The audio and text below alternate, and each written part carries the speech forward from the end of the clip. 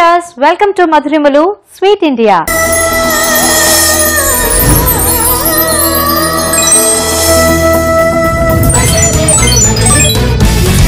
పిండి వంటలు అనంటే కేవలం పండగలప్పుడే చేసుకుంటారా అండి? మామూలు టైంలో చేసుకోరా?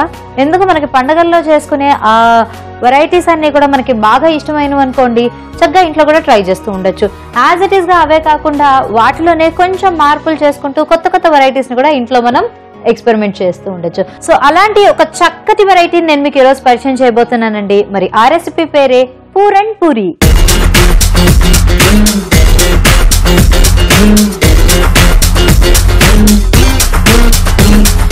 పూరన్ పూరి తయారు చేసుకోవాలంటే పేరుకు తగ్గట్టుగానే పూరి ఉంది కదండి, మరి దానికోసం మనకి డీప్ ఫ్రై ఆయిల్ కావాలి కదా. సో ముందుగా మనం ఆయిల్ రెడీ చేసేసుకొని మిగతా ప్రొసీజర్ లోకి వెళ్ళిపోదాము. సో ఫస్ట్ స్టవ్ ఆన్ చేసుకొని కడాయి పెట్టేస్తాను. కడాయి కొంచెం వేడెక్కిన తర్వాత ఆయిల్ వేసేసుకుందామండి. సో ఈ ఆయిల్ ఏంటంటే ఎంత చక్కగా వేగిందంటే కనుక, కాగితే మనకి అంత చక్కగా మన ప్రొసీజర్ చేసేసుకోవచ్చు. అట్ ద సేమ్ టైం ఏంటంటే అంత టేస్టీగా కూడా వస్తుందండి. లేకపోతే కనుక ఎక్కువ ఆయిల్ పీల్చుకునే అవకాశం ఉంటుంది, అంటే లో ఫ్లేమ్ లో పెట్టుకుంటున్నా, లేదంటే ఆయిల్ తొందరగా హీట్ ఎక్కకపోయినా కూడా.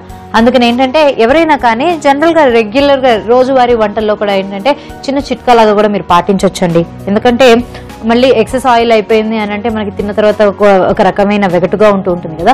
సో అలా ఉండకుండా ఉండాలంటే కనుక చక్కగా ఆయిల్ ని హీట్ చేసుకొని అవసరమైనంత వరకు మాత్రమే మనం ఆయిల్ ని యూజ్ చేస్తూ ఉంటే కనుక ఏ విధమైన మనకి రోగాలు రాకుండా ఉంటాయి. సో కడాయి వేడెక్కిపోయింది కాబట్టి డీప్ ఫ్రైకి ఆయిల్ వేసేస్తాం. సో మనకి కావాల్సినంత ఆయిల్ వేసేసుకున్నాం కదండి. ఈ ఆయిల్ మనకి వేడెక్కే లోపు మనం మిగతా ప్రొసీజర్ లోకి వెళ్ళిపోదాము. దానికి ముందుగా మనకి ఒక మిక్సింగ్ బౌల్ కావాలి, ఎందుకంటే పూరీ పిండిని రెడీ చేసుకోవాలి కాబట్టి. సో దీనికి నేను తీసుకుంటున్నాను 1 కప్పు మైదా పిండి,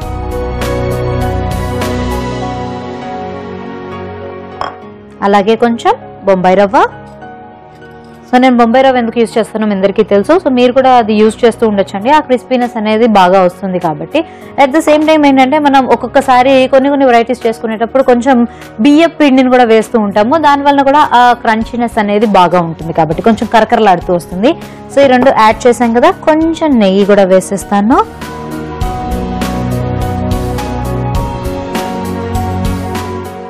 అలా కొంచెం వాటర్ యాడ్ చేసుకుంటూ మనం పూరీ పిండిని తయారు చేసుకుంటాం.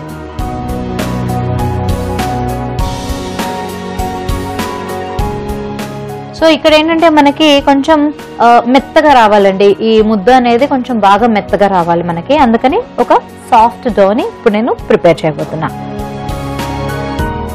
సో పూరన్ పూరి అంటే మీకు ఇప్పటికే ఒక ఐడియా కూడా వచ్చేసి ఉంటుంది కదండి ఏ విధంగా ఉండబోతుంది అని చెప్పేసి. ఎస్, దీనిలోకి ఏంటంటే మనం స్టఫ్ కూడా రెడీ చేసుకోవాలి, అంటే ఆ ఫిల్లింగ్ కూడా మనకి ఏంటంటే పూర్ణాలు లాగా తయారు చేసుకోవాలి కాబట్టి.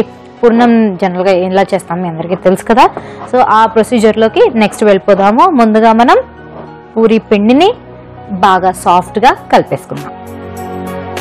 సో ఇట్లాగా చపాతీ పిండిని అంటే పూరీ పిండిని మనం ఇలా మెత్తగా కలిపేసుకున్న తర్వాత కొంచెంసేపు పక్కకు పెట్టేసుకుందామండి. నెక్స్ట్ ఏంటంటే నేను పూర్ణాల్లోకి ఉడికించిన శనగపప్పును తీసుకుంటున్నాను. సో దీన్ని మనం ఫైన్ గా పేస్ట్ లాగా చేసుకోవాలి కాబట్టి మిక్సీ జార్ తీసుకుందాము. సో ఇందులోనే నేను ఉడికించిన శనగపప్పు వేస్తున్నా. దీనిలో ఆల్రెడీ వాటర్ ఉంటుంది కాబట్టి నేను అడిషనల్ గా వాటర్ ఏమీ యాడ్ చేయట్లేదండి.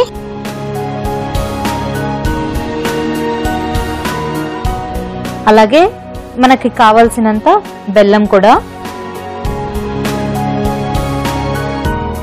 కొంచెం యాలకుల పొడి,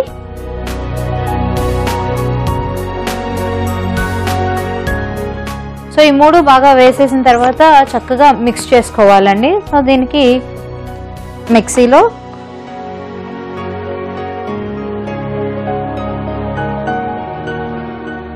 సో ఇది ఎంతవరకు పేస్ట్ అయిందో ఒకసారి చూద్దాము.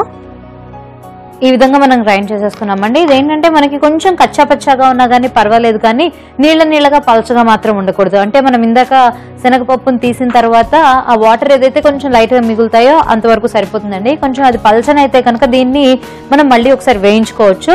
సో మనకి ఇప్పుడు ఏంటంటే మనకు కావాల్సినట్టుగానే గట్టి ముద్దలాగా వచ్చేసింది కాబట్టి మనం దీన్ని ఏమాత్రము మళ్ళీ స్టవ్ మీద పెట్టి వేయించాల్సిన అవసరం ఉండదు.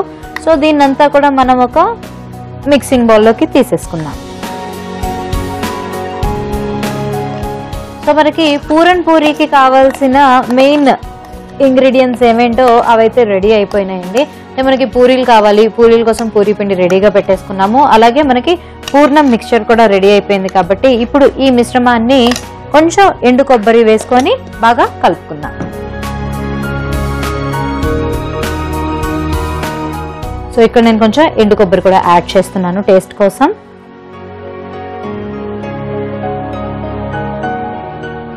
అవసరమైతే ఇంకొంచెం యాలకుల పొడి తీసుకోవచ్చు. నేను ఇందాకే కొంచెం ఎక్కువగా వేసుకున్నాను కాబట్టి మళ్ళీ యాడ్ చేయట్లేదు.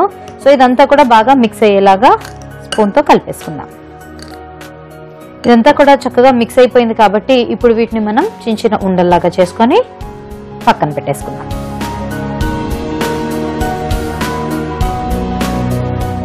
మనం పూరీ సైజ్ని బట్టి మనం ఈ పూర్ణాలని ఉండల్లాగా తయారు చేసుకోవాల్సి ఉంటుందండి. ఎందుకంటే మనం చిన్న చిన్న పూరీలాగా తయారు చేసుకుంటున్నామంటే కొంచెం చిన్న ఉండల్లాగా చేసుకోవాలి, లేదంటే కనుక స్టఫింగ్ అనేది బయటకు వచ్చేసే అవకాశం ఉంటుంది. కాబట్టి సో నేను కొంచెం మీడియం సైజులో తయారు చేస్తున్నాను.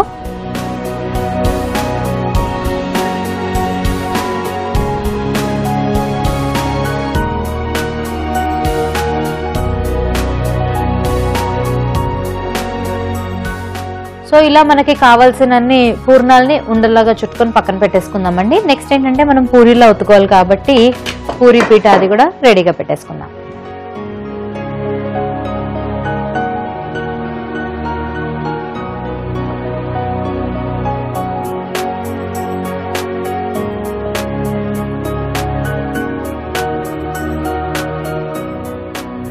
సో ఇలా తయారు చేసుకున్న ఉండల్ని కూడా చిన్న చిన్న పూరీలాగా ఒత్తేసుకుందాము.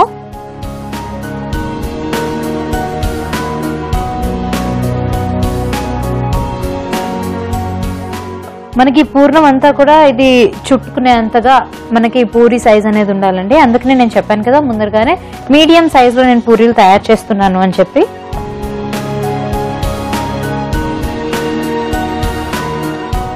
సో ఈ సైజులో మనం పూరీని తయారు చేసుకున్న తర్వాత ముందుగా తయారు చేసుకున్న పూర్ణాన్ని మధ్యలో పెట్టేసుకొని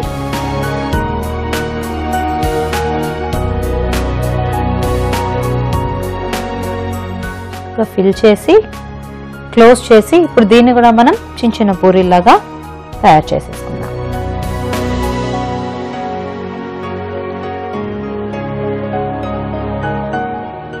సో మనకి పూరీలు అనగానే జనరల్గా కూడా చిన్న సైజులోనే ఉంటాయి కాబట్టి మనం ఈ సైజులో పూరీల్ని రెడీ చేసేసుకున్నాము.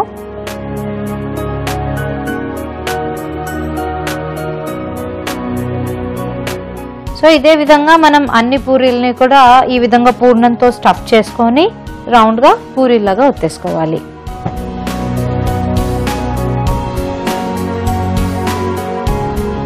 సో ఇక్కడ నాకు పూరీలన్నీ కూడా రెడీ అయిపోయినాయి. అలాగే డీప్ ఫ్రై కోసం ఆయిల్ కూడా రెడీగా ఉంది కాబట్టి ఇంకా మనం ఏమాత్రం ఆలస్యం చేయకుండా పూరీల్ని చక్కగా ఆయిల్లో వేసేసుకుందాం.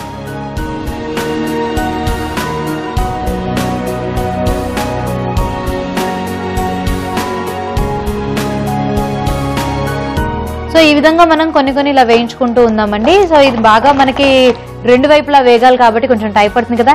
మరి మనకి ఈ పూరన్ పూరి అయితే చక్కగా రెడీ అయిపోయిందండి. ఎందుకంటే రెండు పక్కల కూడా మనకి బాగా వేగినట్టుగా కూడా కనిపిస్తుంది కాబట్టి ఇక మనం డిష్ అవుట్ చేసేసుకొని స్టవ్ ఆఫ్ చేసేద్దాం.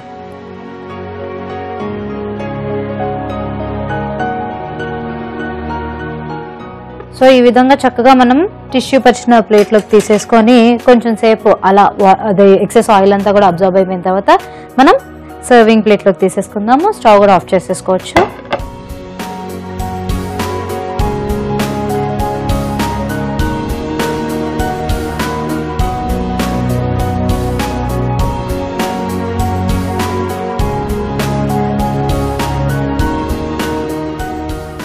మరి వేడివేడిగా పూరన్ పూరి రెడీ అయిపోయిందండి. దీని టేస్ట్ ఎలా ఉందో చూసి చెప్పేస్తాను.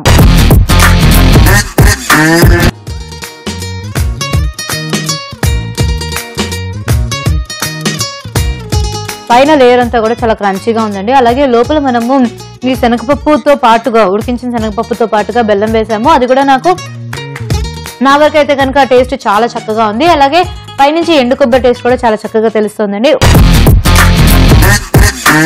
ఓవరాల్ గా పూరన్ పూరి చాలా టేస్టీగా ఉందండి అండ్ చాలా సింపుల్ విధానం కూడా కాబట్టి మరొకసారి దీనికి కావాల్సిన పదార్థాలు తయారు చేసుకునే విధానం చెప్తాను, రాసేసుకోండి. పూరన్ పూరికి కావలసిన పదార్థాలు: మైదా, బొంబాయి రవ్వ, ఉడికించిన శనగపప్పు, బెల్లం, యాలకుల పొడి, ఎండు కొబ్బరి పొడి, డీప్ ఫ్రైకి సరిపడా నూనె.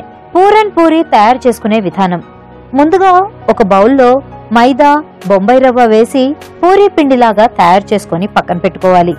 తరువాత మిక్సీ జార్లో ఉడికించిన శనగపప్పు, బెల్లం, యాలకుల పొడి వేసి పేస్ట్ చేసుకోవాలి. ఈ మిశ్రమానికి ఎండు కొబ్బరి పొడి వేసి కలిపి ఉండల్లా చేసుకొని పక్కన పెట్టుకోవాలి. ఇప్పుడు నానబెట్టుకున్న పిండిని చిన్న చిన్న ఉండల్లా చేసుకొని పూరీల్లా ఒత్తుకొని అందులో ఈ పూర్ణాలను ఫిల్ చేసి పరోటాలా ఒత్తుకొని డీప్ ఫ్రై చేసుకుంటే పూరన్ పూరి రెడీ. ఈ కార్యక్రమాన్ని మీరు మళ్ళీ చూడాలనుకుంటే www.youtube.com/etvabridge చూడొచ్చు. అలాగే www.facebook.com/etvabridge ఫాలో కూడా చేయొచ్చు. ఈనాటి ఎపిసోడ్ లో పూరన్ పూరి తయారీ విధానాన్ని తెలుసుకున్నారు కదండి. మరో ఎపిసోడ్ లో మరో మంచి ఐటమ్ తో మీ ముందుకు వచ్చేస్తాను. Until then, this is Rajeshwari signing off. Bye.